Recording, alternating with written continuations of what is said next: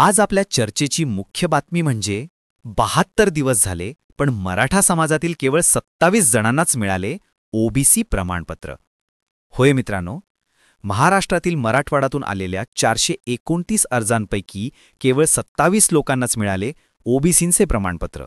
आणि आश्चर्य म्हणजे औरंगाबाद, जालना, परभणी, नांदेड या चारही जिल्ह्यांमधून एकही प्रमाणपत्र देण्यात आलेले नाही. 2 सप्टेंबर रोजी हैदराबादच्या सेंटरला जेनेटिक टेस्टनुसार प्रमाणपत्र देण्याचा म्हणजे सरकारी आदेश जारी झाला होता. पण या आदेशाला आता 2 महिने उलटून गेले तरी वास्तवात त्याची अंमलबजावणी जवळजवळ नाहीच आहे. मराठा समाजाने ओबीसी आरक्षणासाठी मोठा संघर्ष केला. मराठा आरक्षणाचे नेते मनोज पाटील जरांगी यांनी मुंबईमध्ये प्रचंड मोठ्या संख्येने मोर्चा काढला आणि या मोर्चाची दखल घेत सरकारने आरक्षणाचा काढला आणि ओबीसी प्रमाणपत्र देण्याची प्रक्रिया सुरू केली.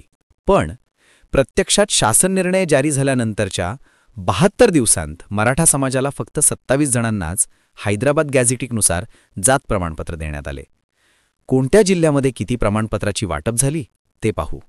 औरंगाबाद 83 अर्ज प्रमाणपत्र 0, जालना 9 अर्ज प्रमाणपत्र 0, नांदेड 9 अर्ज प्रमाणपत्र 0, परभणी 91 अर्ज प्रमाणपत्र 0, लातूर 92 अर्ज प्रमाणपत्र 9, बीड 93 अर्ज प्रमाणपत्र 18.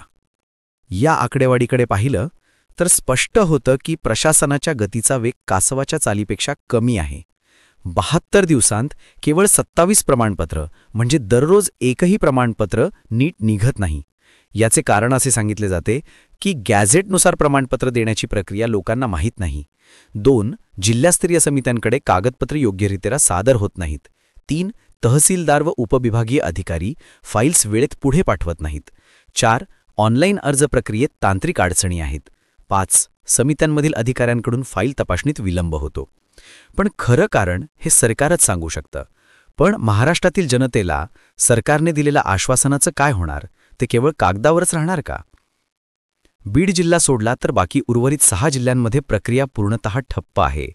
विशेष म्हणजे संभाजीनगर, जालना, परभणी, नांदेड या ठिकाणी एकही प्रमाणपत्र दिलं गेलं नाही. या प्रक्रियेत खऱ्या अर्थाने जबाबदार कोण आहे? सरकारी यंत्रणेत अडथळा आहे का की काहीतरी जाणून बुजून केलं जात आहे? काही लोक सांगत आहेत की आम्ही गाव समितीतून फॉर्म भरले पण 2 महिन्यानंतरसुद्धा काही उत्तर मिळालं नाही. ऑनलाईन पोर्टलवर अर्ज प्रक्रियेत आहे असंच दाखवतंय. सरकार सांगत आहे की 4 पातळ्यांवरून अर्जदार जात प्रमाणपत्रांसाठी अर्ज करू शकतात: कृषी सहाय्यक, पोलीस निरीक्षक, तहसीलदार आणि महसूल अधिकारी. मराठा समाजाला ओबीसी आरक्षणाच्या माध्यमातून न्याय मिळावा असं मनोज पाटील जरांगी यांना मनापासून वाटतं. पण ही प्रक्रिया जर इतकी संथ आणि गोंधळलेली राहिली तर आरक्षणाचं स्वप्न केवळ कागदावरच राहण्याची भीती लोकांमध्ये निर्माण झाली आहे. तर ही होती याची खास बातमी तुमच्यासाठी.